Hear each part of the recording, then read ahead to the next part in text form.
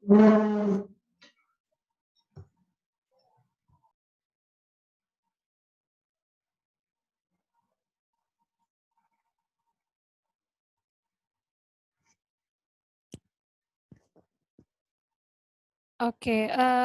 share screen saya terlihat?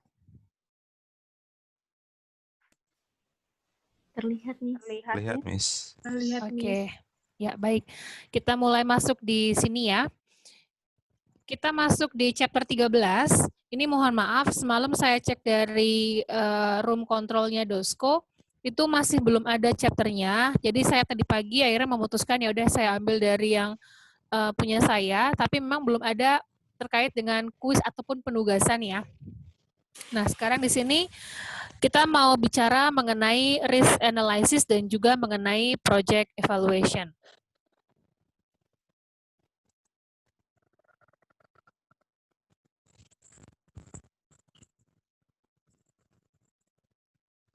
Nah, di sini prinsip yang akan kita gunakan untuk pertemuan kali ini ada prinsip terkait dengan time value of money, kemudian ada risk return trade-off, dan juga ada cash flow are the source of value. Jadi ada 3 item di sini yang akan kita gunakan sebagai prinsipnya. Hanya saja nanti memang ujung-ujungnya kita akan balik kepada net present value. Untuk chapter ini kita hanya akan balik kepada net present value. Nah, di sini kenapa penting dilakukan analisis resiko? Karena kita tahu di sini yang namanya cash flow yang kemarin sudah kita hitung pakai beberapa macam tools tersebut dan juga aliran kas yang ada itu kan semuanya hanya prediksi gitu kan ya. Dan project cash flow ini sifatnya memang sangat beresiko dan mungkin nggak akan sama dengan kejadian aslinya. Apakah cash flow tersebut akan betul-betul sesuai dengan hal tersebut ataupun tidak pada saat kita menghitung NPV. Kemudian di sini yang kedua, forecast kalau kita melakukan tadi, walaupun dilakukan oleh human ataupun oleh komputer, itu pasti akan ada biasnya. Karena ketika kita melakukan tadi perhitungan tadi, pasti akan ada campur tangan baik sifat pesimistis atau sifat optimis dari orang yang mengerjakan cash flow tadi. Oke, nah seperti yang kita ketahui bahwa tools yang paling bagus untuk menetapkan semua apakah project itu akan diterima atau di reject itu pasti adalah net present value, gitu kan ya. Kemudian di sini kalau kita mau mengukur resiko, pengukuran resiko ini bisa menggunakan analisis sensitivitas ataupun kita bisa menggunakan yang namanya analisis skenario dan juga analisis simulasi. Nah, kalau melihat dari 3 item ini, apalagi nanti kalau misalkan kita ujian masih berupa ujian jarak jauh seperti ini, Miss lebih sarankan kita bisa menggunakan fasilitas dari Microsoft Excel, karena jauh lebih mudah. Nah, di bab ke-13 ini, ini ada item yang harus kita cermati ya. Key konsep di sini adalah expected value dan value driver. Kita pernah belajar yang namanya expected value. NPV yang sudah kita hitung itu biasanya berdasarkan dengan expected value atau nilai yang diharapkan, gitu kan. Kemudian di sini yang namanya expected value itu berisi atas probabilitas terkait dengan weighted average dari keseluruhan cash flow yang ada. Contoh di sini, oke. Berapakah expected cash value gitu kan? Jika di sana memiliki 2 kemungkinan cash flow, yang pertama kemungkinan cash flow-nya adalah $100 dan yang kedua kemungkinan cash flow-nya adalah $400 dengan tingkat kemungkinan probabilitasnya untuk cash flow 100 adalah sebesar 25% dan cash flow yang 400 ini probabilitasnya adalah 75%. Sehingga di sana akan ada expected cash value. Nah, ini sekali lagi ini masih expected.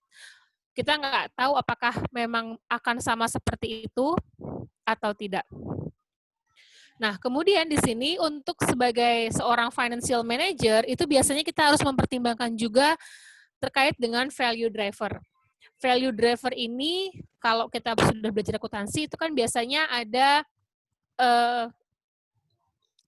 cash flow itu bergantung dari revenue dan juga dari expense atau cost. Nah, sehingga di sini value driver ini akan sangat dipengaruhi oleh revenue driver dan juga oleh cost driver. Revenue driver itu biasanya bersifat seperti market size, market share, dan juga unit price.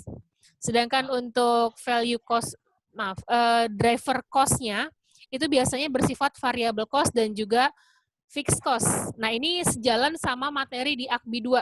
AKBI 2 yang kebetulan juga belajar di minggu ini terkait dengan full costing ya. Nanti kita akan belajar di sana. Sekarang kita lihat di sini. Ini ada contoh dari perusahaan Marshall Homes gitu kan. Mereka punya probabilitas pada saat menghadapi depreciation itu ada tingkat 40%, kemudian mild recession itu 50% untuk revenue-nya, dan pada saat turnaround recession itu mereka memiliki tingkat revenue sebesar 10%. Oke. Nah, diberi data seperti ini. Jadi kemungkinannya dari perusahaan ini kalau berada di depreciation, total revenue-nya adalah 40 juta dolar, pada saat mild 140 juta, pada saat turnaround itu adalah sebesar 320 juta, gitu ya. Nah, kalau sudah nanti ini kita kalikan dengan bobot yang tadi. Nah, pembobotan ini biasanya based on historical. Jadi kalau misalkan nggak ada historicalnya, kalau hanya mengerjakan soal, ini harusnya sudah given di sana ya. Oke, di sini abaikan yang kata-kata 156 juta, karena ini sebenarnya datanya juga kita nggak punya. Jadi di sini dengan kondisi seperti ini, expected total revenue-nya adalah 118 juta. Gitu ya, 118 juta didapat dari 16 juta, ditambah 70 juta, ditambah dengan 32 juta. Itu yang namanya expected revenue. Nah, sekarang nanti kita lihat ke bagian value driver-nya seperti apa. Nah, untuk value driver, ada 3 macam analisis yang bisa kita lakukan. Yang pertama, yang paling mudah adalah analisis sensitivitas, gitu ya. Ini nanti yang akan mempengaruhi suatu net present value. Oke, ada contoh di sini. Apa yang akan terjadi jika di sini Craniums Management menentukan bahwa memungkinkan untuk melakukan pengurangan variable cost per unit sebesar $18 dengan cara dia membeli tambahan equipment gitu kan ya, tambahan equipment ini, tapi dengan tambahan ini justru dia nantinya akan menambahkan cost di awal yaitu sebesar 1,8 juta gitu kan. Kira-kira efeknya akan seperti apa? Nah, jadi kalau misalkan kita lihat di sini, yang namanya analisis sensitivitas itu biasanya dipengaruhi oleh yang namanya unit sales, kemudian ada price per unit, variable cost, dan juga ada cash fixed cost. Ingatnya di sini adalah cash fixed cost. Berarti kalau misalkan ada biaya tetap yang tidak berupa cash out gitu kan, seperti contohnya depresiasi, itu nggak akan kita masukkan di sini. Oke, ini ada contoh possibility-nya seperti apa jika ternyata misalkan ada unit penjualannya ini berkurang 10%, kemudian price per unitnya juga berkurang 10%, variable cost-nya bertambah 10%, dan juga jika cash fixed cost-nya bertambah 10%.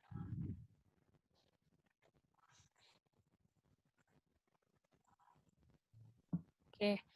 Nah, jadi kenapa tadi saya bilang kita maksimumkan si potensi Excel-nya di sini, nanti kalian bisa membuat seperti ini. Ini ada kolom, ada revenue, ada variable cost, depreciation expense, ada cash fixed cost. Ini adalah contoh membuat yang namanya income statement gitu kan ya, income statement, tapi dengan cara memecah si variable dengan fixed-nya. Kemudian nanti di sini terakhirnya di bawah akan kita tambahkan kembali dengan depreciation expense sesuai dengan konsep yang kemarin, yang cash flow. Kemudian kalau ada capex, di sini kita kurangi dengan capex. Kemudian dikurangi dengan perubahan net working capital. Oke, kemudian di tahun ke-0 kita lihat di sini, perusahaan tadi melakukan investasi dengan cara pembelian equipment sebesar $1.800.000. Kemudian ada net working capital-nya $500.000. Berarti kita memiliki initial outlay sebesar 2,3 juta. Kemudian di tahun 1 sampai dengan tahun kelima, ini seperti yang kemarin, revenue-nya kita masukkan di sini, ada variable cost, depresiasi, cash fixed cost, dan segala macam, gitu ya. Nanti di tahun kelima, katanya dari si equipment ini masih memiliki salvage value. Berarti akan menambah di sini, menambah cash inflow-nya sebesar 300.000, gitu ya. Ini bisa juga berupa depresiasi yang tersisa. Jadi yang peralatan tadi masih memiliki salvage value yang belum terdepresiasikan, ini boleh kita anggap sebagai penambahan di capex. Kemudian nanti yang terakhir di sini working capital-nya kita normalkan kembali, gitu ya. Nah, kalau sudah seperti ini, nanti kita buat net present value-nya. Diketahui di sini net present value-nya positif, gitu ya. Berarti kan pasti project-nya akan accept. Kemudian yang kedua, IRR-nya adalah sebesar 26,65 gitu ya. Ini kebetulan mungkin nggak diberitahu tadi berapa I-nya gitu ya. Nah, kemudian di sini efeknya apa? Kita tadi menggunakan analisis sensitivitas gitu kan ya. Yang namanya analisis sensitivitas artinya dari 4 macam faktor tadi yang sudah saya sebutkan di depan, itu mereka dilakukannya secara satu persatu. Contoh di sini, jika ternyata unit sales-nya yang berkurang, jadi jumlah unit terjualnya berkurang, namun harga per unitnya tetap, variable cost-nya tetap, cash fixed cost-nya tetap, berarti di sini NPV-nya akan terrevisi sebesar 648 sekian. Gitu ya. Ketika ini terjadi pada saat perusahaan melakukan pengurangan unit sales gitu kan, berarti akan ada perubahan NPV berkurang sebanyak 35%. Kemudian apabila perusahaan ini melakukan pengurangan dalam bentuk price-nya, price per unit sold-nya.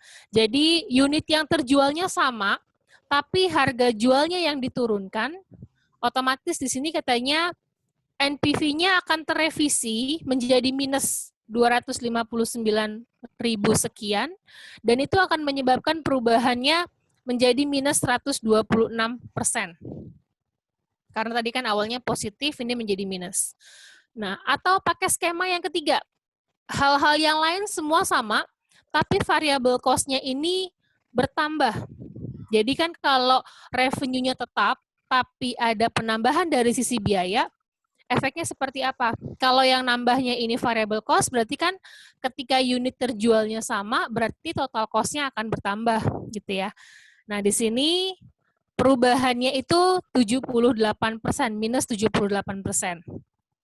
Namun, apabila yang terjadi di sini adalah yang bertambah itu adalah pengeluaran terkait dengan cash fixed cost, artinya variable cost-nya sama, price per unit sama, unit sale sama, di sini revisi NPV-nya dari 1 juta sekian berkurang menjadi 900.000. Ini hanya mengalami penurunan sebesar 10%. Jadi kalau dilihat dari simulasi analisis sensitivitas di sini, dampak terbesar itu adalah jika perusahaan tadi melakukan penurunan harga jual.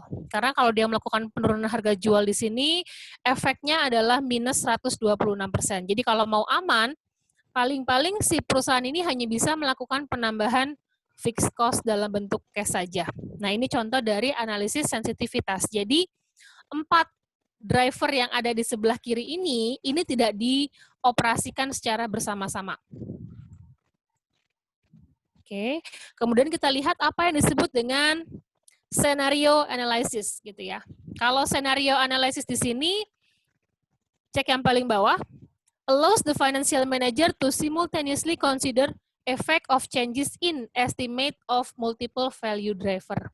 Jadi, value driver tadi bisa dioperasionalkan secara multiple. Bisa 2 value driver bersamaan, 3 value driver bersamaan, atau bahkan tadi keempat-empatnya bersamaan itu bisa. Ini menggunakan analisis skenario. Oke, ini contohnya di sini. Perusahaan itu mengalami dua senario di sini. Yang pertama, unit sales totalnya adalah sebesar 175.000, kemudian price per unitnya adalah 24,5. Atau senario yang kedua, dengan unit sales-nya adalah 100.000 unit, tapi price per unitnya bertambah menjadi $35. Gitu ya. Jadi ini dioperasionalkannya berbarengan. Kira-kira efeknya seperti apa? Dengan skenario yang pertama, didapatlah hasil seperti ini, gitu ya. Ternyata dengan skenario tadi yang pertama, NPV-nya minus, gitu kan ya, IRR-nya pun kecil, hanya 6,29%. Kemudian dengan skenario yang kedua, di sini ternyata NPV-nya positif dengan IRR yang cukup besar, yaitu 36%. Jadi kalau kita mau ambil kesimpulan, kita balik lagi tadi di sini, dengan dua skenario di sini, otomatis kita akan kembali ke prinsip yang pertama. Walaupun di sana unit sales-nya mengalami penurunan di skenario kedua, tapi price per unitnya itu naik, itu masih bisa membantu untuk mengcover si net present value. Dibandingkan perusahaan ini menambah volume penjualan, kemudian di sininya harga jualnya justru diturunkan. Jadi konsep di sini yang mau dibangun adalah seperti itu. Ini tadi skenario analysis gitu kan ya. Nah, yang terakhir ini adalah simulation analysis gitu. Nah, kalau simulasi analisis ini menggunakan katanya di sana thousands of value gitu. Jadi ada banyak value driver yang memang dioperasionalkannya secara berbarengan, dan jumlahnya itu bukan cuma 2, 3, 4 gitu kan ya, itu bahkan mungkin bisa puluhan, ratusan ataupun ribuan gitu ya. Nah, ini kita nggak menyentuh sampai sini sebenarnya. Kenapa? Karena biasanya untuk mengoperasionalkan 4 value driver saja yang tadi di sana itu effort-nya udah lumayan menghabiskan waktu kalau untuk saatnya ujian ya. Nah, ini contoh terkait dengan tadi kalau misalkan kita mau ambil di simulasi gitu ya. Ini biasanya dipakai untuk kalau misalkan perusahaan tadi mau mengetahui seperti apa dampak-dampaknya di perusahaan. Nah, ini butuh satu researcher yang mau melakukan hal-hal seperti ini karena tadi ada thousands drivers di sana. Oke, next di sini kita memiliki BEP gitu ya, break even analysis gitu. Break even itu seperti yang sudah kita ketahui berarti adalah balik modal kan ya. Oke, makanya di sini break even analysis adalah define as level of sales of which net operating income equals to 0. Jadi memang nggak tercipta laba dan juga nggak tercipta rugi di sini. Nah, kemudian bedanya apa sih si break even analysis-nya versi accounting dengan break even analysis-nya versi finance? Lagi-lagi di sini kita kembalikan lagi sama basisnya. Biasanya kan kalau accounting itu basisnya adalah accrual. Artinya, kalaupun di sana nggak ada kas yang beraksi alias in and out gitu kan, dari sisi accounting akan tetap dicatat. Tapi kalau versinya finance itu biasanya based on cash basis, walaupun nantinya akan di match-kan dengan si accrual-nya. Jadi kalau si finance itu kita punya yang namanya cash break even analysis nanti di sini. Oke, ini adalah rumus terkait dengan break even analysis gitu kan.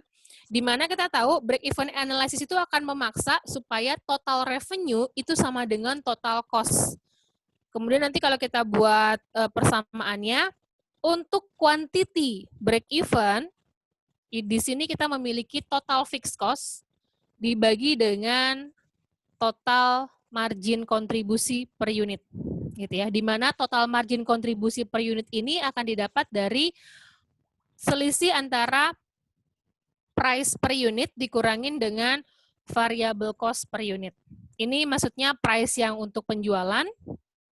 Di sini adalah price ataupun cost terkait dengan COGS si variable unitnya tadi. Oke, nah ini yang kita sebut sebagai titik break even gitu ya. Mungkin kalian sudah pernah dapat di mata kuliah mikro ataupun makro. Jadi kita hanya sekedar mengulang saja.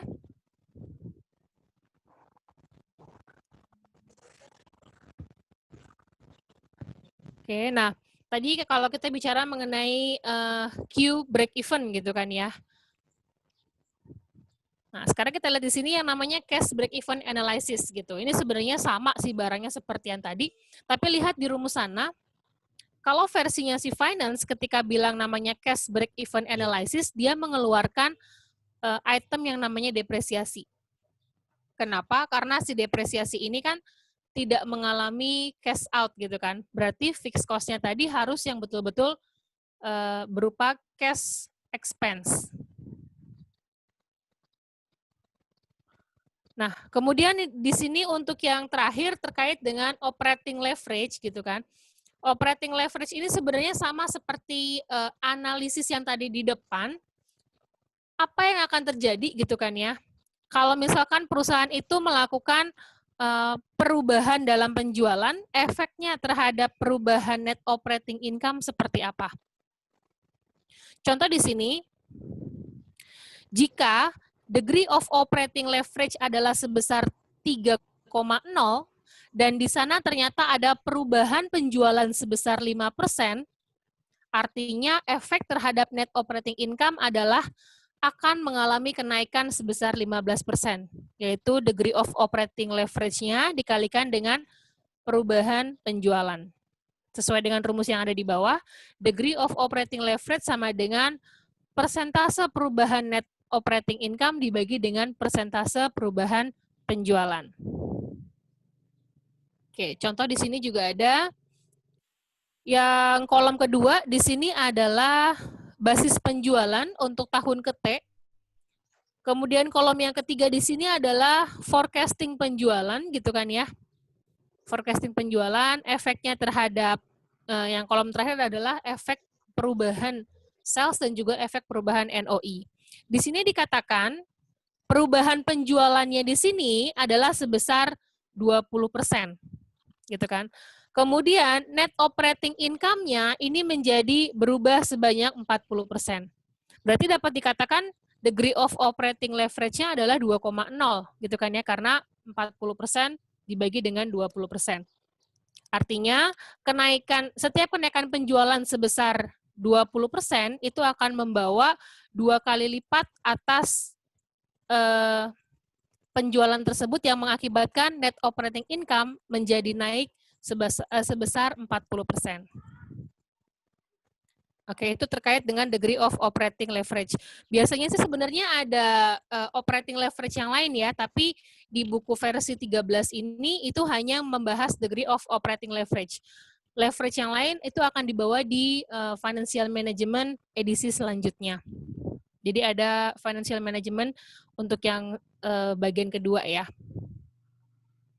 Nah, di sini ada real option terkait dengan capital budgeting. Nah, ini nanti lebih banyak diulasnya itu di bagian AKBI 2 untuk capital budgeting ini. Kita di sini hanya akan membahas sedikit saja. Di sini ada beberapa common source terkait dengan fleksibilitas atau real option yang bisa kita pertimbangkan kalau misalkan kita mau melakukan investasi. Yang pertama, ada yang namanya timing option.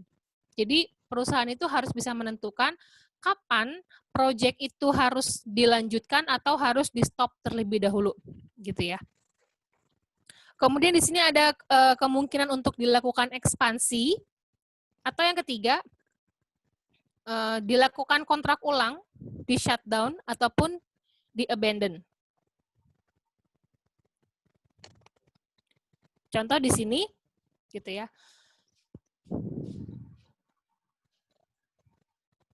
Oke, di sini contohnya perusahaan itu mengeluarkan biaya sebesar 2,4 juta digunakan untuk melakukan pembangunan 10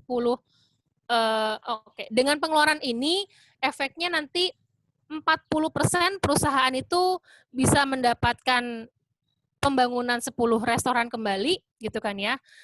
Tapi kemungkinan terburuknya adalah sebanyak 60%. Kemudian di sini kita diberikan data informasi seperti ini. dengan perpetual annual cash flow, jika favorably receive, favorable dan unfavorable sudah belajar kan ya di AKBI ya? Sudah belum? Sudah kan ya? Sudah, Miss. Sudah, Miss. Ya. Sudah, Oke. Miss. Jadi saya nggak usah jelasin lagi apa itu favorable dan unfavorable ya. Jadi di sini, jika proyek tadi dengan mengeluarkan dana sebesar 2,4 juta, itu kemungkinan favorably receive-nya adalah 40%, unfavorably receive-nya adalah 60%. Jadi kemungkinan yang paling baiknya itu hanya 40%, kemungkinan terburuknya adalah 60%. Nah, jika di sana, if favorably receive, annual cash flow-nya menjadi 320, dan if not favorable receive, itu cash flow-nya adalah 80%. Oke, dengan discount rate yang kita gunakan adalah 10%. Kemudian kita hitung di sana, NPV jika dilakukan tadi favorable receive, berarti kan 320.000 kita bagi dengan 10% gitu kan ya. Kita bagi dengan 10%, kemudian kita kurangi dengan initial outlay tadi yang di awal sebesar 2,4, didapatlah NPV sebesar 800. Tapi kalau misalkan kita hitung untuk yang not favorable receive, dengan annual cash flow 80.000 dibagi dengan 10%, dikurangi dengan initial outlay, kita akan memiliki NPV yang minus sebesar 1.600.000. Nah, kemudian kalau saya ambil tadi proyeknya, asumsikan saya akan menerima tawaran untuk membuka 10 restoran, gitu kan ya. Otomatis kan tadi 10 restoran ini akan kita kalikan dengan 40% dikalikan dengan NPV-nya, ditambah kemungkinan saya tidak akan melakukan pembukaan restoran adalah sebesar 1, karena kita tidak melakukan pembukaan ya, dikalikan dengan 0,6, kemudian dikalikan minus 1.600.000, didapatlah expected NPV sebesar 2.240.000. Ini tadi kalau kita mengambil opsi dengan melakukan proyek tadi, kemudian saya akan melakukan pembukaan 10 restoran.